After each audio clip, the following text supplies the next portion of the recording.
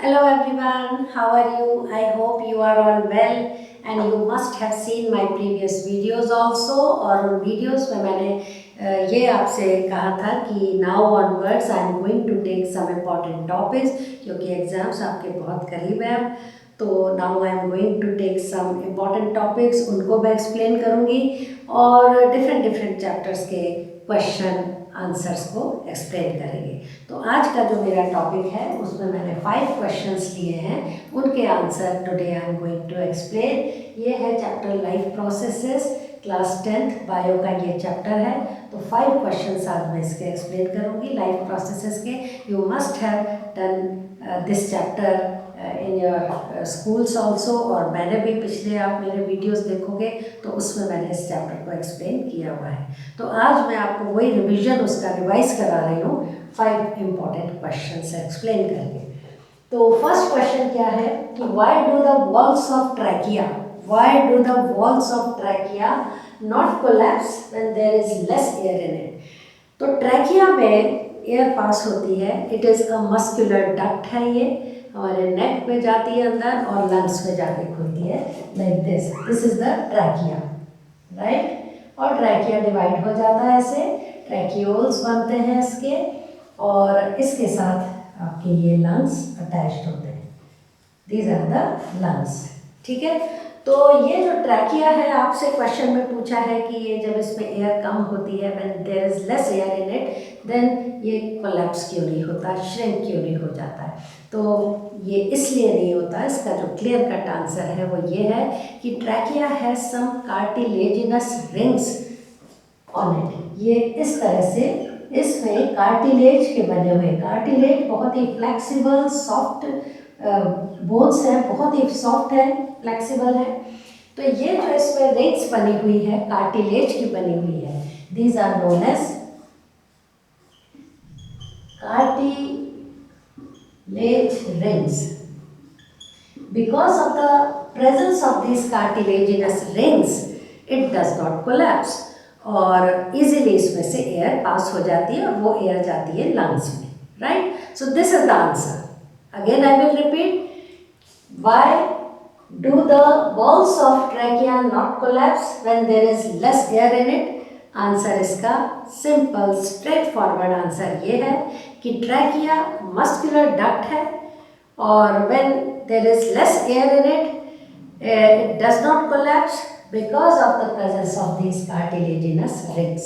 Cartilage की बनी हुई, जो कि एक बहुत ही सॉफ्ट ऑर्गेनिक मटेरियल से बनता है कार्टिलेज, तो कार्टिलेज रिंग्स है, ये इसको प्रिवेंट करती हैं कोलैप्स होने से। So this is the answer of this question. Next question है why it is advise to use iodised salt. Iodised salt लेने के लिए एडवाइस आपको क्यों किया जाता है। सॉल्ट में अक्सर जब आपने सॉल्ट के पैकेट्स आप अगर लेते हो तो उसमें लिखा हुआ आता है कि इट इज़ आयोडाइज्ड सॉल्ट। तो आयोडाइज्ड सॉल्ट यानी कि आयोडीन हमारे बॉडी के लिए क्यों नेसेसरी है। It is necessary, it is required for the functioning of thyroid gland. गले में हमारे एक थायराइड ग्लैंड होती है, thyroid gland, and this thyroid gland produces a hormone. That hormone is known as thyroxine. Thyroid gland is it is an endocrine gland. वो एक endocrine gland है। Endocrine glands are special glands which produce hormones. क्या hormones क्या होते हैं? Chemical substances होते हैं which are produced by this endocrine glands, like thyroid gland है, पिट्यूटरी ग्लैंड है और भी बहुत सी ग्लैंड्स, एड्रीनल ग्लैंड्स हैं, बहुत सारे हमारे बॉडी के अंदर एंडोक्राइन ग्लैंड्स होती हैं। उनकी स्पेशलिटी है कि they produce some chemicals, special chemicals, उनको हार्मोन्स कहते हैं। ये हार्मोन्स डायरेक्टली हमारे ब्लड में एंटर करते हैं and they do their function. तो यहाँ पर थायराइड ग्लैंड जो हमारे नेक में होती है, थ्रोट में होती है, बटरफ्लाई की तरह होती है ये, उतनी साइज की, and thyroid gland produces a hormone that is known as thyroxine hormone. Thyroxine hormone का फंक्शन क्या है? थायरॉक्सिन, एक तो उससे पहले मैं ये बताती हूँ कि इस थायरॉक्सिन या थायराइड ग्लैंड के फंक्शनिंग के लिए, प्रॉपर फंक्शनिंग के लिए आयोडीन इज रिक्वायर्ड। अब आयोडीन या तो वैसे लो या फिर सिंपलेस्ट वे है कि आयोडाइज्ड आप सॉल्ट ले लो जिसमें आयोडीन मिली हुई है, तो हमारे बॉडी की रिक्वायरमेंट आयोडीन की फुलफिल हो जाती है। तो आयोडीन का काम हमारे बॉडी में क्या है? To control the functioning of thyroid gland. अगर आयोडीन ठीक ठीक हमारे बॉडी में है तो आपकी थायराइड ग्लैंड ठीक ठीक काम करेगी, फंक्शन करेगी। अगर हमारे बॉडी में आयोडीन की डेफिशिएंसी है then your thyroid gland will not function properly. अब थायराइड का फंक्शन क्या है? It is a very important function. वो फंक्शन है कि जो थायराइड ग्लैंड ये थायरॉक्सिन नाम का हार्मोन प्रोड्यूस करती है, ये हार्मोन हमारे सारे मेटाबॉलिक रिएक्शंस को कंट्रोल करता है। अब मेटाबॉलिक रिएक्शंस क्या होते हैं? All the chemical reactions taking place in our body, like growth है, डाइजेशन है फूड का, प्रोटीन का डाइजेशन, कार्बोहाइड्रेट का डाइजेशन, फैट का डाइजेशन, जितना भी आप न्यूट्रिएंट्स लेते हो they are very highly complicated nutrients, they do not dissolve in water as such, they will have to be converted into their simplest form. तो conversion of nutrients into their simplest form is known as digestion.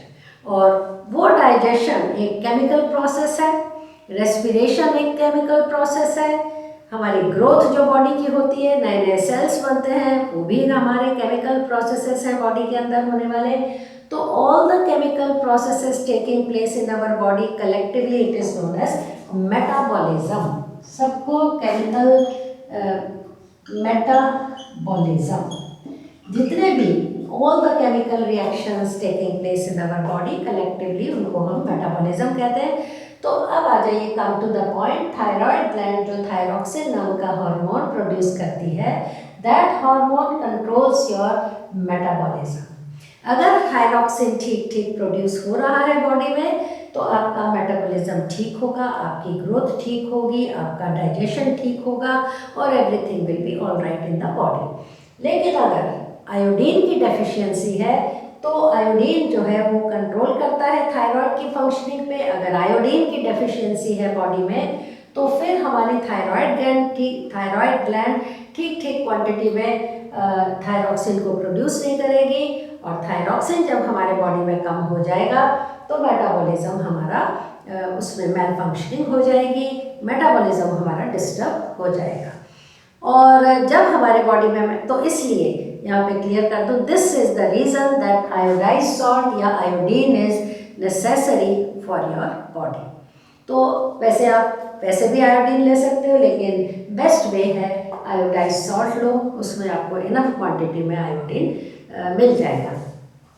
तो अब question उठता है, यहाँ लिखना नहीं है इसका आंसर, यहाँ पे तो सिर्फ इसीलिए इतना ही आपने लिखना है इस क्वेश्चन में कि why it is advise to use iodise salt, कि iodine is responsible to control the functioning of thyroid gland. If there is less iodine in the body, then thyroxine will be less and it will disturb the metabolism reaction. बस इतना ही यहाँ पे तो लिखना है, लेकिन उससे थोड़ा सा मैं आगे, क्योंकि इट्स नॉट नेसेसरी कि आपसे सिर्फ इतना ही क्वेश्चन पूछे, उससे रिलेटेड कुछ और क्वेश्चंस भी आपसे पूछ सकते हैं। तो वो मैं आप बताती हूँ कि अगर थायरॉक्सिन की डेफिशिएंसी हो गई, your thyroid gland is not functioning properly and उससे थायरॉक्सिन हार्मोन की अगर डेफिशिएंसी आपकी बॉडी में हो जाती है, देन व्हाट हैपन्स, होता क्या है उससे ये होता है कि आपको एक डिजीज़ होती है और that disease is known as goitre. क्या होती है उससे? आयोडीन की डेफिशिएंसी से जो डिजीज़ होती है दैट इज गॉइटर। एडल्ट्स में गॉइटर होती है, बच्चों में भी एक डिजीज़ होती है आयोडीन की डेफिशिएंसी से, यानी कि थायरॉक्सिन अगर ना पहुँचे, प्रोड्यूस ना हो, थायराइड ग्लैंड अगर थायरॉक्सिन हार्मोन अच्छे से प्रोड्यूस नहीं करे, तो बच्चों में भी एक डिजीज़ होती है दैट इज क्रेटिनिज्म। क्रेटिनिज्म ये तो होती है इन स्मॉल चिल्ड्रन और गॉइटर होती है एडल्ट्स के अंदर। तो गॉइटर में क्या होता है कि आयोडीन की डेफिशिएंसी से हमारा मेटाबॉलिज्म स्लो हो जाता है और एक्चुअल में ये जो abnormal enlargement of neck, this is the symptom आपका गॉइटर का है, एबनॉर्मल एनलार्जमेंट ऑफ नेक। यहाँ पे जो नेक है उसका एबनॉर्मली वो एनलार्ज हो जाता है और उसका रीज़न ये है कि जब आपके बॉडी में थायरॉक्सिन की डेफिशिएंसी है तो ब्रेन में एक ग्लैंड होती है, पीछे के हिस्से में ब्रेन में, that is pituitary gland. Pituitary gland help करने के लिए, थायराइड को एक्टिवेट करने के लिए, उसकी हेल्प करने के लिए कुछ हार्मोन भेजती है और वो हार्मोन है TSH, thyroxine stimulating hormone, TSH, thyroxine stimulating hormone. तो ये हार्मोन एक्टिवेट करने के लिए आते हैं, पिट्यूटरी ग्लैंड ब्रेन में जो है वो भेजती है थायराइड ग्लैंड को एक्टिवेट करने के लिए कि भाई तुम थायरॉक्सिन प्रोड्यूस करो, ठीक से प्रोड्यूस करो। तो हेल्प करने के लिए हमारी पिट्यूटरी ग्लैंड TSH सेंड करती है हमारे थायराइड ग्लैंड में, और deposition of, abnormally deposition of this TSH in the neck, your neck becomes abnormally enlargement उसका हो जाता है। तो ये जो एनलार्जमेंट हुआ है नेक का, this is the accumulation of TSH, thyroxine stimulating hormone accumulate हो जाता है। ये एक सिम्टम है, फिजिकल सिम्टम है गॉइटर का। और उसका फिर अगर आयोडीन की आपकी डेफिशिएंसी, डॉक्टर आपको किसी भी तरह से या तो आपको मेडिसिन देगा या फिर किसी भी तरह से फूड के थ्रू, न्यूट्रिशन के थ्रू आयोडीन की डेफिशिएंसी अगर ख़त्म हो जाती है तो फिर ये ठीक हो जाता है गॉइटर। बच्चों में अगर डेफिशिएंसी आयोडीन की हो जाती है तो उस समय वो बहुत ही सीरियस डिजीज़ हो जाती है उनको, क्रेटिनिज्म। क्रेटिनिज्म में the child becomes physically and mentally retarded, उसकी फिजिकल ग्रोथ भी रिटार्ड हो जाती है, रुक जाती है, एंड मेंटल ग्रोथ भी। सो फिजिकली एंड मेंटली रिटार्डेड बच्चे होते हैं, क्रेटिनिज्म उसको कहते हैं। ये सारा मैंने बताया है, ये सारा आपने इस आंसर में नहीं लिखना। आंसर में तो आपने यही लिखना है कि it is iodised salt is required, advised. क्यों? क्योंकि it controls the functioning of thyroid gland to produce proper amount of thyroxine hormone. लेकिन उससे रिलेटेड और भी क्वेश्चंस के आंसर मैंने साथ में आपको बता दिए कि व्हाट इज गॉइटर, क्यों होता है गॉइटर, डेफिशिएंसी ऑफ आयोडीन से होता है, आयोडीन की deficiency leads to deficiency of thyroxine hormone.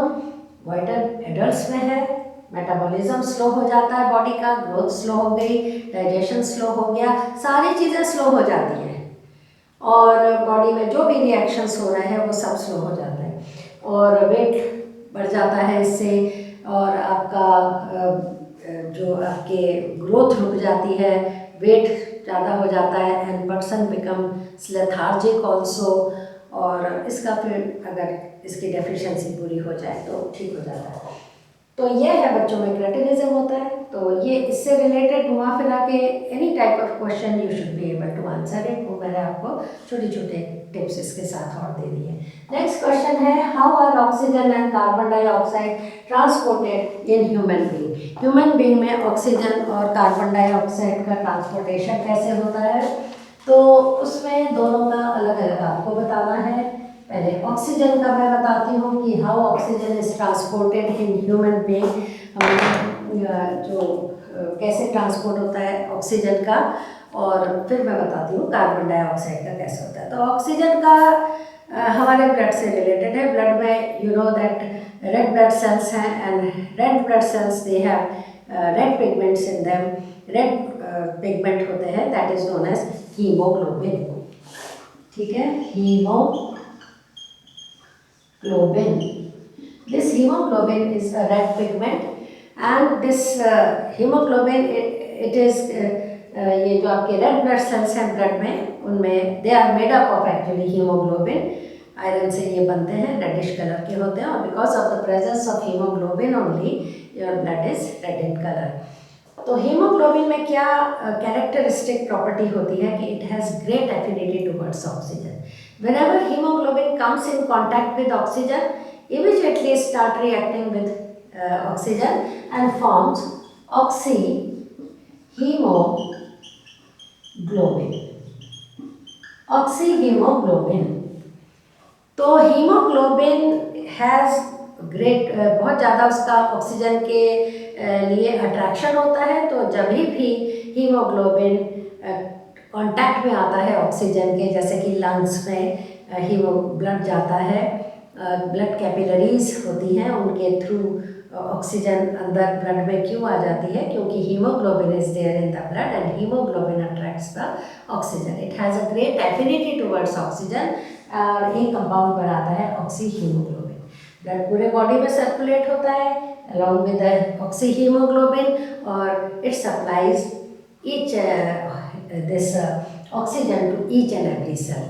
Haemoglobin oxy haemoglobin जो बनाता है तो वो भी ब्लड के साथ साथ सर्कुलेट होता है and blood it reaches into each and every cell और वहाँ पर ये हीमोग्लोबिन जो था ऑक्सीजन को रिलीज कर देता है तो हर सेल में सप्लाई हो जाती है ऑक्सीजन की। और आपको मालूम है कि oxygen is necessary for respiration. Mitochondria में जाके सेल में ये ऑक्सीजन से फिर रेस्पिरेशन होता है। तो ये हीमोग्लोबिन ट्रांसपोर्ट करता है ऑक्सीजन ब्लड के through to each and every cell. तो आपका ये है how are oxygen is transported. तो ऑक्सीजन वाला आंसर तो आपका हो गया कि हीमोग्लोबिन ट्रांसपोर्ट करता है ऑक्सी हीमोग्लोबिन बना के। नंबर 2 आ जाता है कार्बन डाइऑक्साइड कैसे ट्रांसपोर्ट होती है पूरे बॉडी में। अब कार्बन डाइऑक्साइड सिंपल वे में हो जाते हैं because it is quite soluble in your body fluid that is blood. Blood में वो सोल्यूबल है और सोल्यूबल फॉर्म में ब्लड सर्कुलेट होता है। सोल्यूबल उसमें आपकी कार्बन डाइऑक्साइड भी है और वो भी हमारे बॉडी के ईच एंड एवरी सेल से कार्बन डाइऑक्साइड जो बनता है ड्यूरिंग रेस्पिरेशन ब्लड में सोल्यूबल होके ब्लड उसको लंग्स में छोड़ता है। ब्लड आपके जो लंग्स है वो हम ब्रीथ आउट कर देते हैं कार्बन डाइऑक्साइड। तो अगेन आई विल रिपीट। अब समरी क्या बनी इसकी? सिंपल स्ट्रेट फॉरवर्ड जो आपने आंसर लिखना है कि how oxygen is circulated transported to each and every cell by haemoglobin. Haemoglobin oxygen के कांटेक्ट में आता है, ऑक्सी हीमोग्लोबिन बनाता है। ऑक्सी हीमोग्लोबिन में से ऑक्सीजन की सप्लाई होती जाती है to each and every cell. Carbon dioxide कैसे? It is quite soluble in blood. Soluble form में वो हमारे एक सेल में से ले लिया जाता है और लंग्स में छोड़ देते हैं ब्लड उसको और वो ब्रीथ आउट कर देते हैं। तो इसका भी आंसर आपका ये है। दोनों का आपने अलग अलग आंसर बताना है, ऑक्सीजन का हीमोग्लोबिन के बेस पे और कार्बन डाइऑक्साइड का सोल्युबिलिटी के बेस पे कि ब्लड में सोल्यूबल होता है और ट्रांसपोर्ट होता है। नेक्स्ट क्वेश्चन है what do you understand by double circulation of blood in heart. Heart में हमारे डबल सर्कुलेशन, ये भी एनसीईआरटी का एक क्वेश्चन है कि डबल सर्कुलेशन का क्या मतलब है। हार्ट आपको पता है कि सर्कुलेट करता है ब्लड को, पूरे बॉडी में ट्रांसपोर्ट करता है पूरे बॉडी में each and every cell heart उसको भेजता है और फिर वो ब्लड वापस ऑक्सीजन छोड़ता जाता है ईच एंड एवरी सेल में, कार्बन डाइऑक्साइड लेता जाता है, ऑक्सीजनेटेड ब्लड से डीऑक्सीजनेटेड ब्लड बन जाता है और फिर वापस हमारे हार्ट में आता है। और कहाँ जाता है फिर? तो ये इसका बैकग्राउंड है। तो मैं आपको इसका टू द पॉइंट जो आंसर बताती हूँ कि what do you understand by double circulation of blood in heart. तो उसका सबसे पहले आपने क्या सेंटेंस लिखना है कि double circulation of the blood means blood passes through the heart twice. Blood heart में से 2 बार पास होता है। Blood passes through the heart twice. This is known as double circulation. अब वो twice कैसे? Number one is known as, 2 steps में आप इसको एक्सप्लेन करेंगे। फर्स्ट जो सर्कुलेशन है और उसके बाद दूसरा सर्कुलेशन है। फर्स्ट है सिस्टेमिक सर्कुलेशन। सिस्टेमिक सर्कुलेशन का मतलब है कि जो भी हमारे ब्लड में लेफ्ट हैंड साइड से एओर्टा में प्योर ब्लड जाता है और पूरे बॉडी में सप्लाई होता है। Pure blood means oxygenated blood. इसमें क्या होता है, जो हमारा प्योर ब्लड है यानी कि ऑक्सीजनेटेड ब्लड थ्रू हमारी जो सबसे ब्रॉडेस्ट जो आर्टरी होती है जो लेफ्ट हैंड साइड से जाती है पूरे ब्लड में बॉडी में हमारे ब्लड को सर्कुलेट करती है। Aorta quite large and thick होती है, उसके ब्रांचेस होती जाती हैं एंड अल्टीमेटली आर्टरीज जो ब्लड से निकली प्योर ब्लड लेके वो कैपिलरीज में कन्वर्ट हो जाती हैं और जो ऑक्सीजन है ऑक्सीजनेटेड ब्लड की ऑक्सीजन वो तो एक सेल में चली जाती है, बदले में कार्बन डाइऑक्साइड आ जाती है। यानी कि same oxygenated blood gets carbon dioxide और डीऑक्सीजनेटेड ब्लड, उसको हम कहते हैं इम्प्योर ब्लड या डीऑक्सीजनेटेड ब्लड, जिसमें कार्बन डाइऑक्साइड होती है। प्योर ब्लड होता है हमारा ऑक्सीजनेटेड ब्लड, ऑक्सीजन वाला ब्लड, वो प्योर ब्लड होता है। तो सिस्टेमिक सर्कुलेशन नंबर 1 सर्कुलेशन होता है, उसमें एओर्टा के थ्रू, जो कि बिगेस्ट आर्टरी है हमारे हार्ट में से निकल के पूरे बॉडी में ब्लड को सप्लाई करती है, ऑक्सीजन की सप्लाई करती है ब्लड के थ्रू। और नंबर 2 होता है हमारा पल्मोनरी सर्कुलेशन, पल्मोनरी सर्कुलेशन, यानी कि double circulation, number 1 systemic circulation, number 2 pulmonary circulation. ये डबल सर्कुलेशन हो गया, 2 बार हार्ट के अंदर ब्लड आता है। पल्मोनरी सर्कुलेशन में क्या आप एक्सप्लेन करेंगे कि जो ब्लड अब इम्प्योर हो गया, डीऑक्सीजनेटेड हो गया, वो सारे बॉडी से कलेक्ट होके और राइट हैंड साइड से again it enters into your heart, दोबारा आपके हार्ट में आता है और फिर वो हार्ट उसको प्यूरिफाई होने के लिए कहाँ भेज देता है?